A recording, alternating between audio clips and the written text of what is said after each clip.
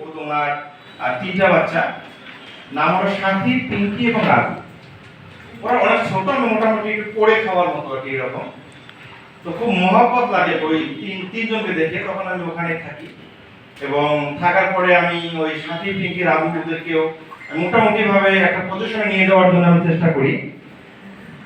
সর্বশেষ যে ওখানে ঘটনাটা ঘটেছিল সেই ঘটনাটা আমি বলবো। বলেন স্যার।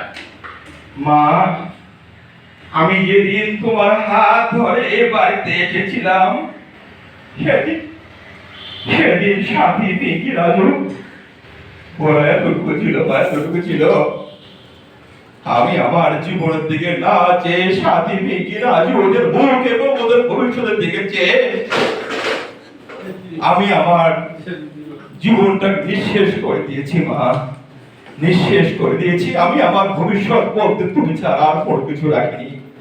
সেই সাথী, পিঙ্কি, রাজু তারা আমাকে বলছে আমি নাকি তার কেউ না, আমি নাকি তার কিছু না। মা, তো আমি এক্ষুনি এ বাড়ি থেকে চলে যাব, আর কোনোদিন এখানে ফিরে আসবো না, কোনোদিন না, কোনোদিন না, কোনোদিন।